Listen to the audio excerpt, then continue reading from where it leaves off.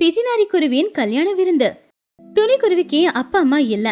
ஆனாலும் அவ கவலைப்படல. சின்ன வயசுல இருந்தே கஷ்டப்பட்டு படிச்சா. ராவும் பகலுமா கஷ்டப்பட்டதுல அவளுக்கு பட்டணத்துல ஒரு நல்ல ஆபீஸ்ல நல்ல வேலையும் கிடைச்சது. வேலை கிடைச்ச முதல் நாள்ல இருந்தே துணி சிக்கணும் அப்படிங்கறத ஆரம்பிச்சா. அவளுக்கு 10,000 ரூபாய் சம்பளம்னா அதுல 9,000 அவ எடுத்து வச்சிருவா. துணிக்குருவி எந்த அளவுக்கு சிக்கணும் அப்படின்னா, துணி அவ மனசுக்குள்ள, ஆபீஸ் இங்க இருந்து 5 கிலோமீட்டர் தூரத்துல இருக்கு. இங்க இருந்து ஆட்டோல போனா 50 ரூபா கேட்பாங்க. அதே 50 ரூபா எடுத்து வச்சா மாசத்துக்கு 1,500 ரூபா ஆகும். எதுக்கு சும்மா ஆபீஸுக்கு ஆட்டோல போய்கிட்டு இங்க இருந்து நடந்து போனா உடம்புக்கு தானே நல்லது. அப்படி துணிக்குருவி தினமும் வண்டியில போனா செலவாகும் அப்படிங்கறதுக்காக ஆபீஸ்க்கு நடந்துதான் போய்கிட்டு இருந்தா, வீட்டுக்கும் நடந்துதான் வந்துகிட்டு இருந்தா. அப்படி ஒரு வருஷம் கஷ்டப்பட்டு உழைச்சு அவ அக்கௌண்ட்ல பணத்தை சேர்த்துக்கிட்டு இருந்தா. இப்ப அவளுடைய அக்கௌண்ட்ல 1,00,000 ரூபாய் சேர்ந்திருந்துச்சு. ஒரு நாள் காலையில அலாரம் அடிச்சாலும் கூட துணிக்குருவி இன்னும் படுத்து தூங்கிக்கிட்டு தான் இருந்தா. திடீர்னு துடிச்சு பிடிச்சு எழுந்துச்சு பார்த்தா அப்ப டைம் 10 இருந்துச்சு. ஐயோ கடவுளே, இன்னைக்கு டைம் 10 மணி ஆயிடுச்சு. ரொம்ப நேரம் தூங்கிட்டேன் போல. இன்னைக்கு 9 மணிக்கு ஆபீஸ்ல மீட்டிங் இருக்குன்னு பாஸ் வேற சொன்னாரு. இவ்வளவு நேரம் கழிச்சு போனா என்னோட வேலையே கைவிட்டு போயிடும். இன்னைக்கு எப்படியாவது ஆட்டோ பண்ணிக்கிட்டு சீக்கிரமா ஆபீஸுக்கு கிளம்பிடணும்.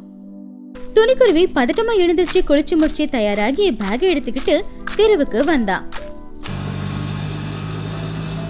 அப்பதான் ஒரு ஆட்டோ அவ முன்னாடி வந்து நின்னுச்சு. அப்ப ஆட்டோ டிரைவர் சீட்டுல சிச்சு காக்கா தான் உக்காந்துக்கிட்டு இருந்துச்சு. அக்கா, சீக்கிரமா பேர்ட்ஸ் டவருக்கு போலாமா? எனக்கு ஆல்ரெடி ரொம்ப நேரம் ஆயிடுச்சு. சிச்சு காக்கா ஆட்டோவை ஸ்டார்ட் பண்ணாம மீட்டரை பார்த்து, என்னது பேர்ட்ஸ் டவருக்கா? 150 ரூபா கொடுத்தா கண்டிப்பா இங்க இருந்து கூட்டிட்டு போறேன். துணி அதை கேட்டு ஷாக் ஆனா. என்னது 5 கிலோமீட்டருக்கு 150 ரூபாவா? அக்கா, மீட்டரை போட்டுக்குங்கக்கா. மீட்டரை போடணுமா? சரி சரி, மீட்டரை போட்டுக்கிறேன். ஆனா 5 கிலோமீட்டருக்கு 100 ரூபா ஆகும். அதுக்கப்புறம் வண்டியில இருந்து புகை வருதுல, அந்த புகைக்கு நான் 50 ரூபா ஃபைன் கட்டணும். அது ரெண்டும் சேர்ந்து 150 ரூபா. அக்கா, நீங்க ரொம்ப ஏமாத்துறீங்க. நான் ஒவ்வொரு நாளும் நடந்துதான் போவேன். வேணும்னா 100 ரூபா கொடுக்கறேன், கூட்டிட்டு போறீங்களா? இங்க இருந்து உங்களை கூட்டிட்டு போய் கொஞ்ச தூரத்துக்கு அப்புறம் இறக்கி விட்டுறேன். அங்க இருந்து நடந்து போறீங்களா? ஒழுங்கா காசு கொடுத்தா ஆபீஸ் கேட்லயே கொண்டு போய் விடுறேன். அக்கா ப்ளீஸ் அக்கா, என்ன புரிஞ்சுக்குங்க. இன்னைக்கு ஆபீஸ்ல மீட்டிங் இருக்கு. வேணும்னா 120 ரூபா கொடுக்கறேன், ப்ளீஸ் அக்கா. சிச்சு காக்கா அரை மனசோடவே, என்னது 120 ரூபா கொடுக்கறியா? சரி, என்ன பண்றது? பார்த்தா படிச்ச பொண்ணு மாதிரி இருக்க. சரி சரி, சீக்கிரமா ஆட்டோல ஏறு. ஆட்டோ வேற நிதானமா தான் போகும், அட்ஜஸ்ட் பண்ணிக்கோ. சிச்சு காக்கா 10 கிலோமீட்டர் வேகத்துல வண்டிய ஓட்டிக்கிட்டு அங்க இருக்கிற எல்லா தெருவையும் சுத்தி 2 மணி நேரத்துக்கு அப்புறமா தான் துணியை கூட்டிட்டு வந்து ஆபீஸ்லயே விட்டா. அப்ப துணி கோவத்துல அந்த பணத்தை தூக்கி எறிஞ்சு, இந்தா எடுத்துக்கோ உன்னோட 150 ரூபா. இந்த 150 ரூபாக்காக தானே என் வாழ்க்கையை நாசம் பண்ணிட்டேன். என்னது, உன் வாழ்க்கையை நான் நாசம் பண்ணிட்டேனா? எவ்வளவு சீக்கிரம் கூட்டிட்டு வந்து விட்டுருக்கேன். துணிக்குருவி பதட்டமா அவளுடைய கேபினுக்கு ஓடினா. அப்ப அவளுடைய பாஸ் கோமா அவரும் வெளியே தான் நின்னுக்கிட்டு இருந்தாரு. என்ன துணி, டைம் எவ்வளவு ஆச்சுன்னு பாத்தியா? 12 மணிக்கு ஆபீஸுக்கு வர 2 மணி நேரம் லேட்டா வந்துகிட்டு இருக்க. இன்னைக்கு மீட்டிங் இருக்குன்னு சொன்னேன், உன்னால எல்லாமே நாசமா போச்சு.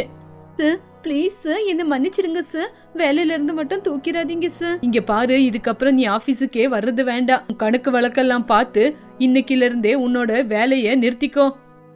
துணியோட இதயம் சுக்குநரா உடைஞ்சு போச்சு. அவளுடைய சிக்கனம், அவ கஷ்டம் எல்லாமே வீணா போயிடுச்சு. அவ அழுதுகிட்டே அவளுடைய ரூமுக்கு வந்துட்டா.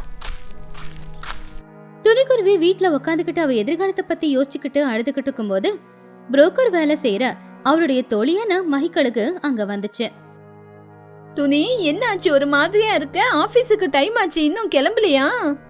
துணி என்ன நடந்துச்சோ அத சொல்லி, மகி, எல்லாமே அந்த சிச்சு காக்கானாலதான் என் வேலையே போயிடுச்சு. இனிமே நான் என்ன பண்றது? வேலை போனா போட்ட விடு, நடந்தது என்னவோ நடந்து போச்சு. நான் உனக்கு ஒரு நல்ல மாப்பிளைய பாத்துட்டு வந்திருக்கேன். நீ கல்யாணம் பண்ணிக்கிட்டு ஹாயா போய் செட்டில் ஆயிடு. அதுக்கப்புறம் நீ வேலைக்கே போறது வேண்டாம், கல்யாணம் பண்ணிக்கிட்டு போ. என்னது கல்யாணமா? ஆமா, பையன் என்ன பண்ணிக்கிட்டு இருக்காரு? பையன் ஒரு சாஃப்ட்வேர் கம்பெனில வேலை செஞ்சுக்கிட்டு இருக்கான். ஒரு மாசத்துக்கு 1,00,000 ரூபாய் சம்பளம். நீயும் இனிமே சந்தோஷமா இருக்கலாம். பையனும் உன்ன மாதிரி தான் ஒண்டியா இருக்கான். உன் போட்டோவை பார்த்துட்டு அவனுக்கு ரொம்பவே பிடிச்சு போச்சு. 1,00,000 ரூபாய் சம்பளமா? இருந்தாலும் நான் 1,00,000 தான் சேர்த்து வச்சிருக்கேன். கல்யாண செலவு அப்படி இப்படின்னா ரொம்ப செலவாகுமே. அவ்வளோ பணத்துக்கு எங்க போறது? அதெல்லாம் பரவாயில்ல. பையன் வீட்ல இருந்து எந்த விதமான வரதட்சணையும் கேட்கல. சிம்பிளா தான் கல்யாணம். துணிக்குருவி யோசிச்சு பார்த்து, மகி, ஆனா ஒரு கண்டிஷன். கல்யாணம் 1,00,000 செலவெல்லாம் பார்த்துக்கணும். ஏன்னா அதுக்கு மேல செலவு பண்றதுக்கு என்கிட்டயும் காசு இல்லை. காசு சிக்கனமா இருக்கணும்ல. அம்மா தாயே, அதெல்லாம் பரவாயில்ல. கல்யாணத்தை நானே முன்னாடி நின்று நடத்தி கொடுக்கறேன். அப்படி கல்யாண நாளும் வந்துச்சு. துணிக்குருவி அவளுடைய கஞ்ச புத்தியால அவ கல்யாணத்துக்கு ஊர்ல இருக்கிற 20 பேரை மட்டும்தான் அவ கூப்பிட்டிருந்தா. கல்யாண மாப்பிள்ளையான லூசிக்கு தோழிதான் சிச்சு காக்கா. கல்யாணத்துக்கு சிச்சு காக்காவும் வந்திருந்தா. அப்ப மனமெடியில உட்காந்துருந்த துணியை பார்த்து, இந்த பறவையா? இதுதானே அன்னைக்கு ஆட்டோல வந்துட்டு 120 ரூபாய்க்கு அவ்வளோ பேரம் பேசிக்கிட்டு இருந்தது. இன்னைக்கு இதுக்கு 1,00,000 சம்பளம் வாங்குற பையனா? பரவாயில்லையே. கல்யாணம் முடிஞ்சு சாப்பிட்றதுக்காக எல்லாருமே வந்து உட்காந்துக்கிட்டு இருந்தாங்க. அப்ப எல்லாருக்கும் மகிக்கழகு சாப்பாடு பரிமாறுச்சு. மகிக்கழகு முதல்ல உட்காந்துருந்தவங்களுக்கு அங்க இருந்த எல்லா பலகாரத்தையும் சாப்பாட்டையும் நெறிய போட்டுட்டா. சாப்பிடுங்க சாப்பிடுங்க, நல்லா வயிறு நிறைய சாப்பிடுங்க. இது எல்லாத்தையும் பாத்துக்கிட்டு இருந்த துணிக்குருவிக்கு வயிறெல்லாம் எரிய ஆரம்பிச்சுது. அவ அவளுடைய ₹1,00,000 பட்ஜெட் பத்தி தான் யோசிச்சுக்கிட்டு இருந்தா. மகி, நீ உட்காரு, நானே எல்லாருக்கும் பரிமாறுறேன். நீ பரிமாறுறத பார்த்தா 1,00,000 தாண்டிடுற மாதிரி இருக்கு. நீ போய் பையன் பக்கத்துலயே உக்காந்துக்கோ.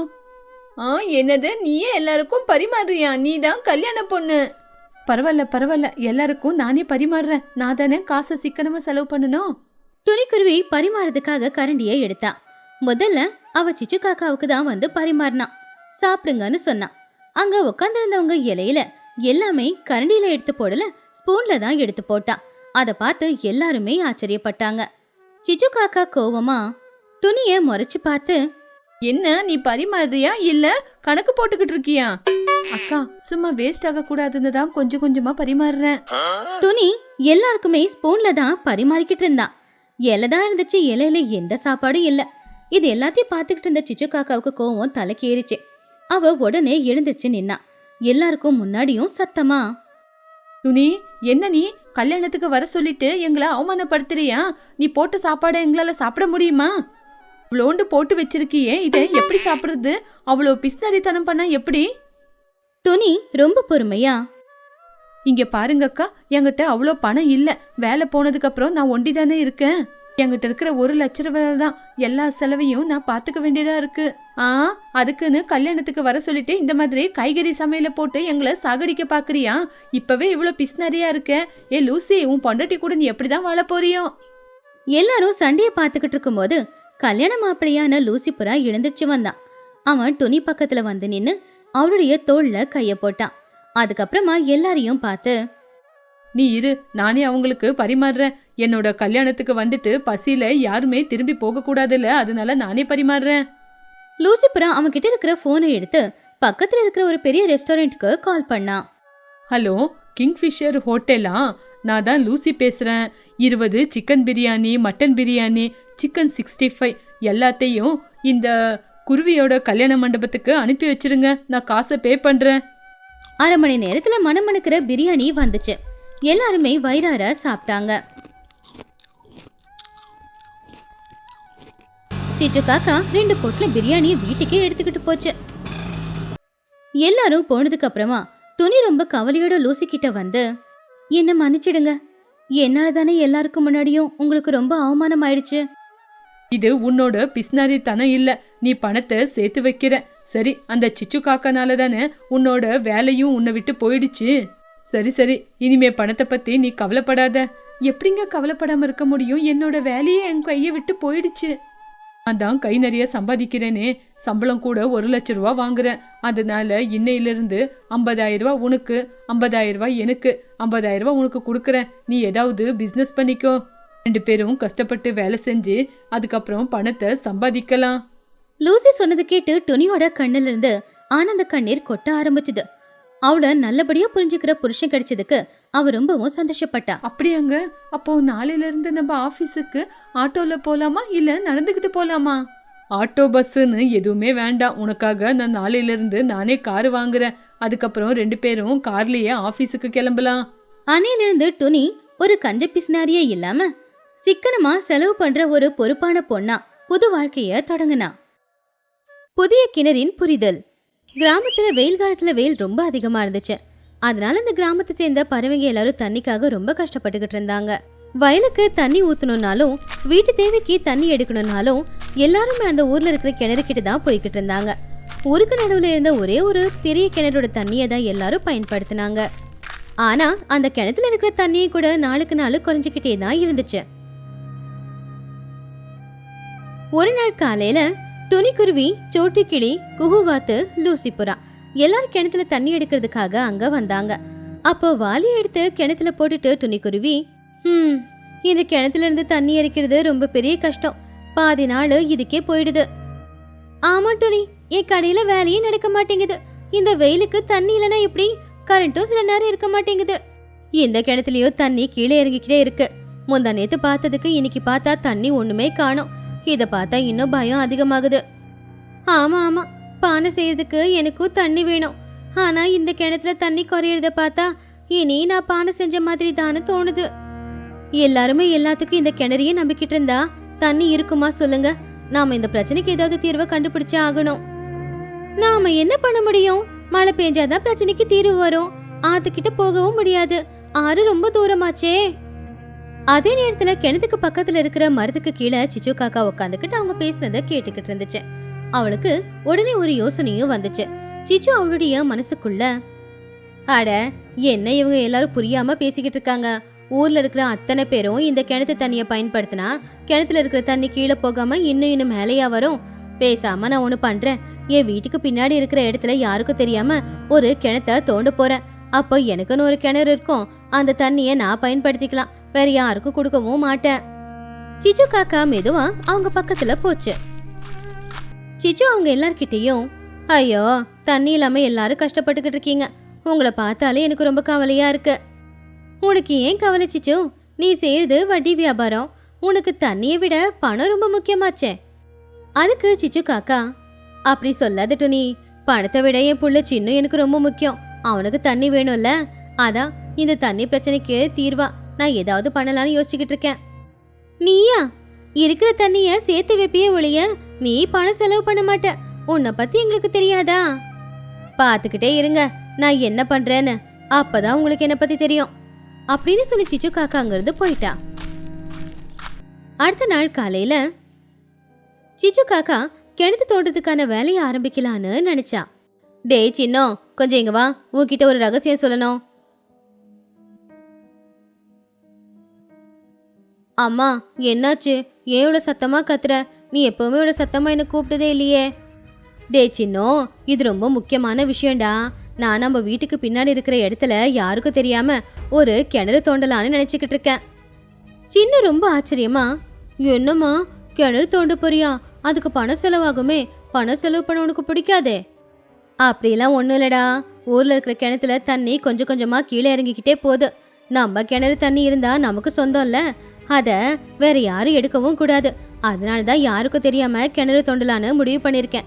அப்ப அந்த கிணறு தண்ணி நமக்கு போதுமானதா இருக்கும். இந்த விஷயத்த ரகசியமாவே வச்சுக்கலாம். அம்மா நீ யாருன்னு எனக்கு நல்லாவே தெரியும். சரி, நான் யாருக்கிட்டையும் சொல்ல மாட்டேன். ஆனா இது ரொம்ப பெரிய தப்பு. சிச்சு காக்கா சின்ன சொன்னதை பெருசா எடுத்துக்கல. யாருக்கும் தெரியாம ராத்திரி நேரத்துல கூலி ஆட்களை வெளியூர்ல இருந்து கூட்டிட்டு வந்து வீட்டுக்கு பின்னாடி இருக்கிற இடத்துல கிணத்த தோண்ட சொன்னான். அதுக்கு நிறைய பணம் செலவாகும். ஆனாலும் அவருடைய எதிர்காலத்துக்காக அவ அந்த பணத்தை செலவு பண்ணா. ஆனா மகிக்கழகு லூசிபுரா சிச்சு காக்காவோட ரகசியத்தை கொஞ்சம் கொஞ்சமா தெரிஞ்சுக்கிட்டாங்க. லூசி, நீ கவனிச்சியா? இந்த சிச்சு 2 நாளா வீட்டை விட்டு வெளியில வரவே மாட்டேங்கிறா. அது மட்டும் இல்ல, அவ வீட்டுக்கு பின்னாடி இருக்கிற இடத்துல இருந்து ஏதோ சத்தம் வருது. ஆமா மகி, நானும் அதை பாத்துக்கிட்டு தான் இருக்கேன். தண்ணி பிடிக்க கிணறுக்கு கூட வர மாட்டேங்கிறா. ஏதோ ரகசியமா செய்யறா போல. அவ நம்ம எல்லாருக்கும் தெரியாம ஏதோ பண்றான்னு மட்டும் எனக்கு தெரியுது. ஆனா என்னன்னு தான் தெரியல. இப்படியே சில நாட்களும் போச்சு. பறவைங்களோட ஊர்ல இருக்கிற அந்த கிணறுல தண்ணி முழுசாவே வத்தி போச்சு. இப்போ அந்த ஊர்ல எங்கேயுமே தண்ணியே இல்ல. துணிக்குருவி சோட்டு கிளிக்கிட்ட, சோட்டு கிணத்துல சுத்தமா தண்ணி இல்ல. இப்ப என்ன பண்றது? குடிக்க கூட தண்ணி இல்லையே. ஆமா துணி, நமக்கு மட்டும் இல்ல, ஊர்ல இருக்கிற எல்லாருக்குமே இதே பிரச்சனை தான். நாம எல்லாரும் இத பத்தி ஒன்னா உட்காந்து பேசியாகணும். அப்போ மகிக்கழுகு அங்க வந்துச்சு.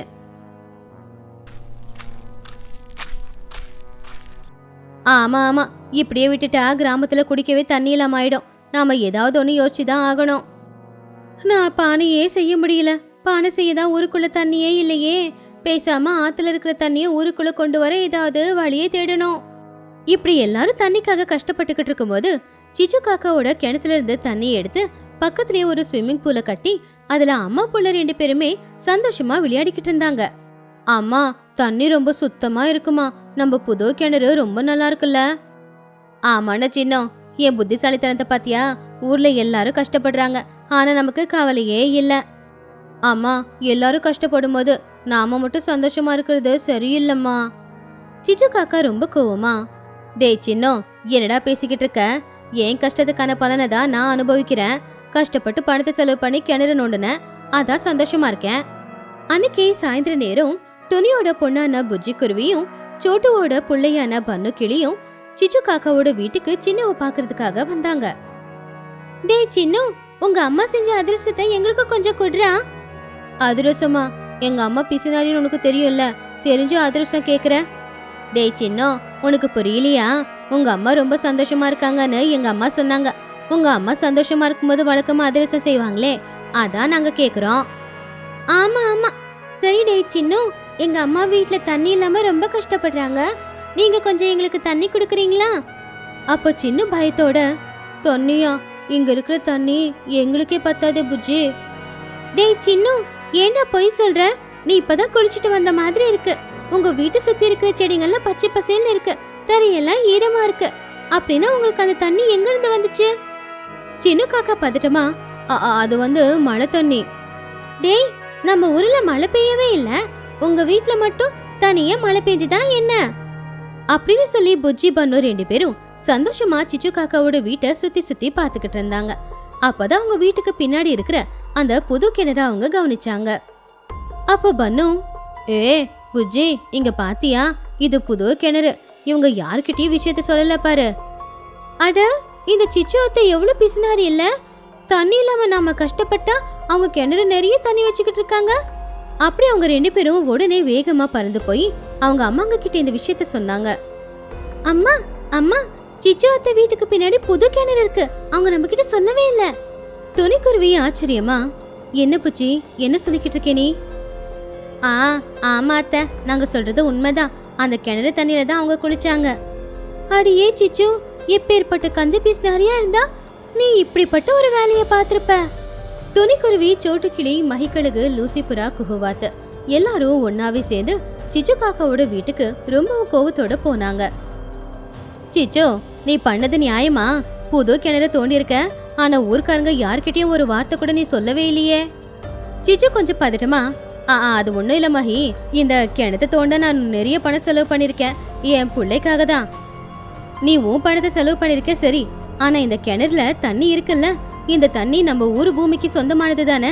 இப்படி எங்க முதுகுல குத்துறது நியாயமா சிச்சோ? சிச்சோ, நீ எப்பவுமே இப்படிதானா? எல்லாரும் ஒரு பக்கம் கஷ்டப்பட்டா நீ மட்டும் சந்தோஷமா இருக்க பாக்குறியா? ஆமா சிச்சு, உனக்கு இந்த மாதிரி ஒரு யோசனை வந்தப்போ எங்க கிட்ட சொல்லியிருந்தா நாங்களும் கொஞ்சம் பணம் கொடுத்துருப்போம்ல. ஆனா நீ என்ன இப்படி எங்க நம்பிக்கையெல்லாம் உடைச்சு நின்னுக்கிட்டு இருக்க? அப்படி பண்ணா தண்ணிய உங்களுக்கும் கொடுக்கணும்ல. அதெல்லாம் முடியாது. பழைய கிணறுல தண்ணி இல்ல, இந்த தண்ணிய உங்களுக்கு கொடுத்து நான் என்ன பண்றது? நீ இப்படி சுயநலமா இருந்தா உனக்காக நாங்க யாரும் எதுக்காகவும் நிக்க மாட்டோம். அதுக்கப்புறம் நீயும் உன் பிள்ளையும் தனியா தான் இருக்க வேண்டியிருக்கோம். சிச்சு, நல்லா யோசிச்சு பாத்துக்கோ. இந்த கிணறு உனக்கு தண்ணியை கொடுக்கும் தான், ஆனா உனக்கு ஒரு ஆபத்துன்னு வந்துச்சுன்னா இந்த கிணறு உதவி செய்யாது. இந்த கிணத்துக்குள்ள இருக்கிற தண்ணியும் வராது. உனக்கு ஏதாவதுனா இந்த ஊஜனங்களான நாங்க தான் வரணும் அப்படின்னு துணி சொன்ன அந்த வார்த்தைங்க சிச்சுவோட மனசுக்குள்ள ஒரு பயத்தை உருவாக்குச்சு. சிச்சு அவன் மனசுக்குள்ள, உண்மைதான், எல்லாரும் சொல்றது உண்மைதான், என் புள்ள சின்னவும் வருத்தப்பட்டான், ஆனா நான் இந்த அளவுக்கு சுயநலமா யோசிச்சிருக்க கூடாதுதான். அப்பதான் இது எல்லாத்தையும் பாத்துக்கிட்டு இருந்த சின்ன காக்கா முன்னாடி வந்தான். அம்மா, என்ன மன்னிச்சிடு, நீ சொன்னதுனால யாருக்கிட்டயும் கிணறு தோண்டின விஷயத்த நான் சொல்லல. ஆனா புஜ்ஜி பன்னு 2 பேரும் தண்ணி இல்லாம ரொம்ப கஷ்டப்படுறாங்க. நம்ம வீட்டுல இருக்கிற இந்த தண்ணியை விட எனக்கு அங்க ஃப்ரெண்ட்ஷிப் முக்கியம். தண்ணி கொடுத்துடலாமா? பாத்தியா சிச்சு, உன் புள்ள உன்ன மாதிரி சுயநலமா யோசிக்கல. அவன் எல்லாரும் வேணும் அப்படின்னு நினைக்கிறான். சிச்சு காக்காவுக்கு அறிவு வந்துச்சு. அவளுடைய சுயநலம் கஞ்ச புத்தியினால அவளுடைய நண்பர்கள் எல்லாரையுமே ஏமாத்த நினைச்சு அவளை நினைச்சு அவளே கவலைப்பட்டா. சிச்சு காக்கா அழுதுகிட்டே, என்ன மன்னிச்சிடுங்க, நான் ரொம்ப சுயநலமா யோசிச்சிட்டேன். இப்படி பண்ணது தப்புதான். இனிமே இந்த கிணறு எங்களுக்கு மட்டும் சொந்தம் இல்ல, இந்த ஊர்ல இருக்கிற எல்லாருக்கும் சொந்தம். எல்லாரும் பயன்படுத்திக்கோங்க. சிச்சு, இப்பவாவது நீ செஞ்ச தப்ப புரிஞ்சுக்கிட்டியே. எப்பவுமே ஊர்ல இருக்கிறவங்கள பக்கத்திலேயே வச்சுக்கோ. ஆமா மகி, அது எனக்கு நல்லாவே புரியுது. எப்பவுமே அக்கத்து பக்கத்துல இருக்கிறவங்க தான் நமக்கு எல்லா உதவியும் செய்வாங்க. இனிமே நானும் அதே மாதிரி இருக்கேன், என்ன மன்னிச்சிடுங்க. எல்லாரும் இதை கேட்டு சந்தோஷப்பட்டாங்க. சிச்சு, நீ மாறிட்ட, இது ரொம்ப சந்தோஷமான விஷயம்தான். ஆமா சிச்சு, இந்த கிணத்துல தண்ணி எப்பவுமே நல்லபடியா இருக்கணும்னு நான் வேண்டிக்கிறேன். டேய் சின்னம், பாரு, இன்னிலிருந்து நம்ம எல்லாரும் சேர்ந்து இந்த கிணத்து தண்ணிய பயன்படுத்திக்கலாம்.